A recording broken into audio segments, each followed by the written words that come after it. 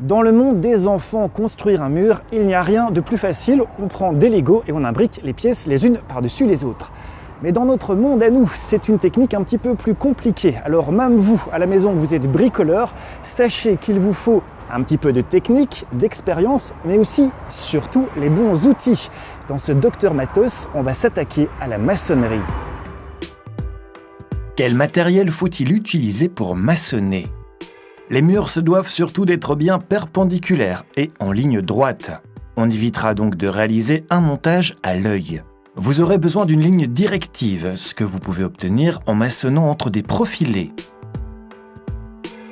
Vous tendez une corde entre afin de bâtir un mur le long d'une ligne droite. Et pour ce qui est de la hauteur, le profilé vous assure de monter tout en restant bien perpendiculaire. Il est temps d'indiquer où le mur va être positionné. C'est mesuré et indiqué. Travaillez toujours d'équerre. À cet effet, une équerre de construction sera fort pratique. Il s'agit là d'une équerre normale, mais dans un format plus grand. Vous n'en possédez pas ? Utilisez alors un mètre pliant pour réaliser un angle droit en suivant la formule du 3-4-5.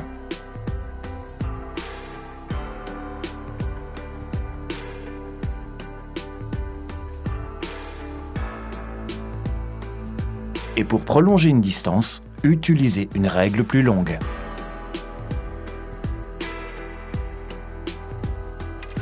Pour réaliser des indications finales sur une longue distance, utilisez une corde de maçon. Contournez une pierre et tendez bien pendant que vous prolongez la corde le long de la ligne qui est indiquée. Vous aurez besoin de pas mal de cordes de maçon pour réaliser vos lignes.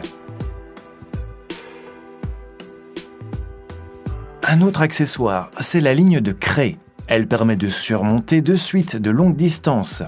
Il suffit de bien tendre la corde pour ensuite lever légèrement et laisser retomber. La poudre de craie va vous permettre de marquer toute la ligne.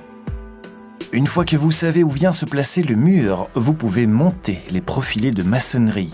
De quoi avez-vous donc besoin ? Vous devez débuter à partir d'un mur préexistant, alors utilisez une tige de mur ou crochet de plafond pour fixer votre profilé. Vous devez l'enfoncer dans le mur à l'aide d'une massette. Et prévoyez ensuite encore quelques blocs de bois. Vous pourrez aisément les utiliser pour y contourner le profilé de votre cordelette et la tige murale se maintiendra plus fermement contre la règle en aluminium. Ce profilé, vous le voulez naturellement bien droit. De ce fait, un niveau à eau sera de rigueur. Vérifiez que la règle soit posée correctement et fixez une nouvelle fois par-dessus avec une tige murale.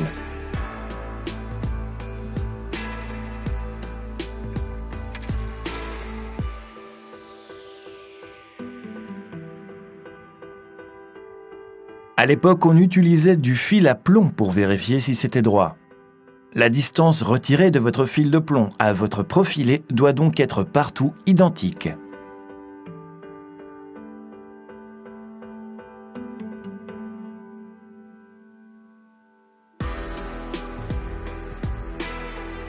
Un profilé doit donc aussi pouvoir se maintenir seul. On dispose alors de pierres supplémentaires comme contrepoids et la fixation s'effectue avec un serre-joint.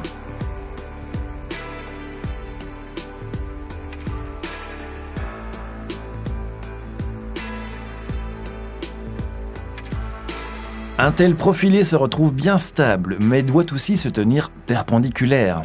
Assurez-vous de bien disposer de 2 chevrons droits en bois. On les utilise pour y appuyer le profilé jusqu'à ce que le niveau d'eau soit correct. Fixez alors avec des serre-joints une fois même le profilé, mais aussi au pied du chevron. Il vous faut par profilé 2 chevrons afin que le profilé se retrouve bien droit dans les 2 directions. Avec le niveau d'eau, vous pouvez déterminer de combien il vous faut déplacer le chevron pour obtenir un niveau d'eau correct.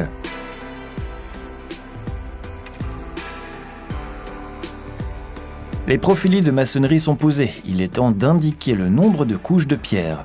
Pour cette construction, on indique d'abord le niveau de mètre, une mesure qui devra être appliquée au profilé suivant, ce que vous pouvez réaliser à l'aide d'un laser.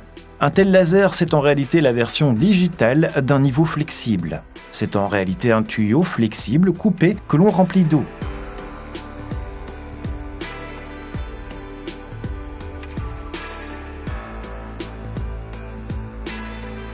Une extrémité du niveau flexible reste au niveau d'eau, correspondant au niveau de mètre indiqué précédemment, prolongé alors avec l'autre extrémité vers le profilé suivant. Laissez l'eau reposer jusqu'à ne plus bouger. Grâce au principe des vases communicants, vous allez pouvoir indiquer le niveau de mètre à distance égale. Pour un résultat correct, vérifiez bien toutefois qu'il n'y ait pas de bulle d'air dans le tuyau.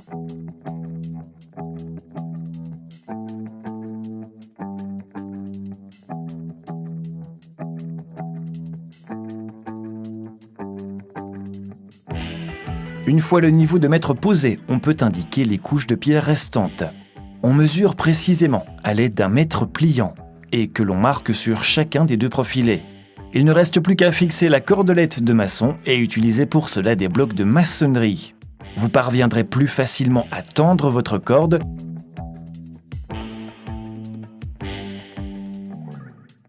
Tendez vraiment bien la corde afin d'éviter qu'elle ne plie, sinon vous allez travailler avec des références faussées.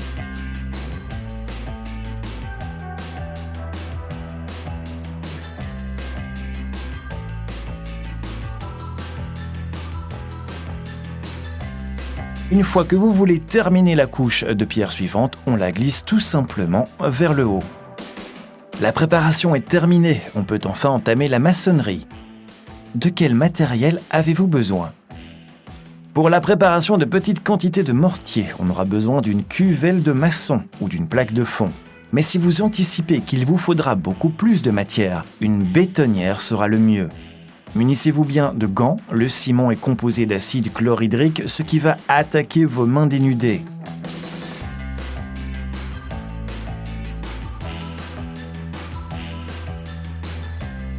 Afin de déplacer le béton là où c'est nécessaire, prévoyez évidemment une brouette. Bien entendu, vous ne pourrez pas toujours manœuvrer sur un chantier un peu encombré. Vous pourrez toujours mélanger le ciment à l'aide d'une pelle dans une cuvelle à maçon.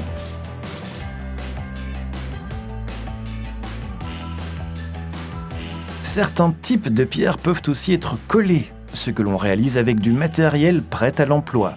Dans ce cas, on se munit d'une cuvelle ou d'un seau à maçon et on mixe le tout avec un mélangeur.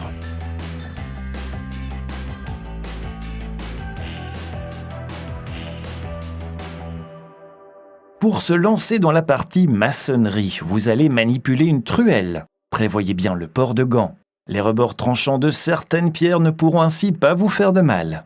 On ne place un lit de mortier qu'à l'endroit où se place la pierre.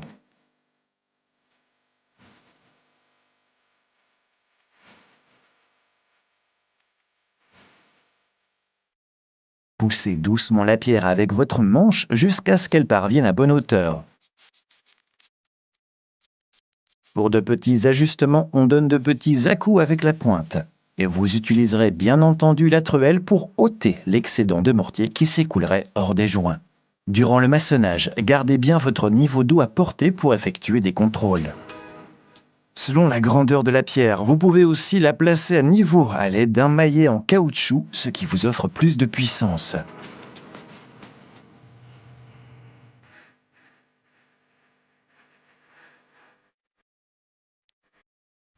Si vous joignez de nouveaux murs dans un enchevêtrement en demi-dent, les murs se supporteront beaucoup mieux l'un l'autre.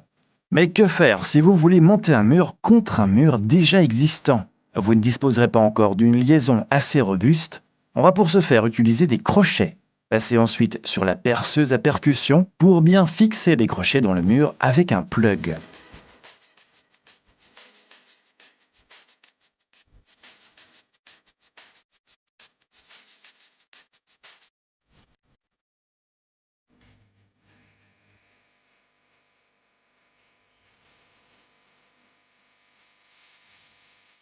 Le montage d'un mur se réalise en suivant un ordre plutôt aléatoire. Il vous faudra donc forcément parfois réaliser des pierres sur mesure. Avec un constructeur rapide, vous pouvez facilement le réaliser à l'aide d'une truelle. De seulement quelques coups bien placés, on casse la pierre. À l'aide d'une meuleuse électrique, on peut alors raccourcir la pierre sur mesure avec une plus grande précision. Et n'oubliez pas de protéger aussi bien vos yeux que vos oreilles. Une fois la maçonnerie faite, il vous reste encore à nettoyer le mur avec ses jointures. utilisez une balayette. Éliminez tous les résidus en voile de ciment. C'est essentiel si vous voulez garder un mur visible ou si par la suite vous voulez le plâtrer. Vous comptez jointoyer le mur par la suite. Grattez l'excédent de mortier avec un réparoir. On dégarnit une seule fois la partie supérieure et inférieure sous un angle de 45 degrés. Un geste que l'on répète pour les jointures horizontales et verticales.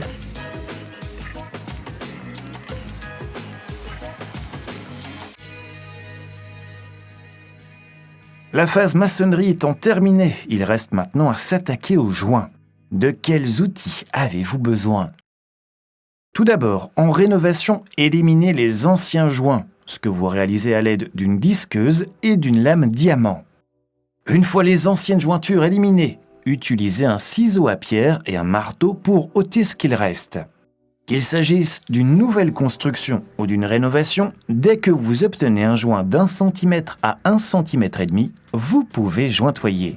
Assurez-vous bien que la jointure soit dépoussiérée. Utilisez pour ce faire une brosse pour nettoyer votre joint. Il est temps à présent de réaliser l'enduit et il vous faudra le matériel suivant.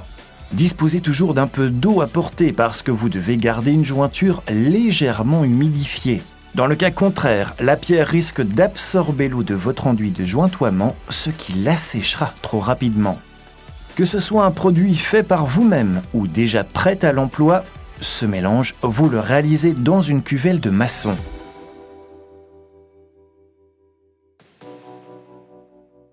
Les joints se travaillent avec un réparoir. Pour un joint montant ou vertical, prenez un peu d'enduit en main et appliquez-le sur le joint.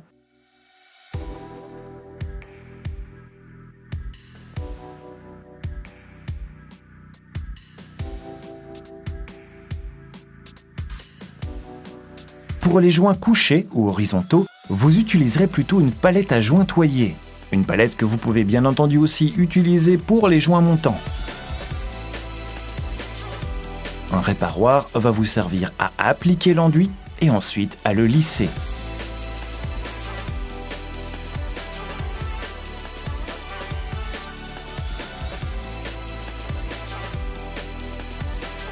Vous ne disposez pas de palette à jointoyer. Aidez-vous plus simplement d'une truelle pour prendre et appliquer votre enduit.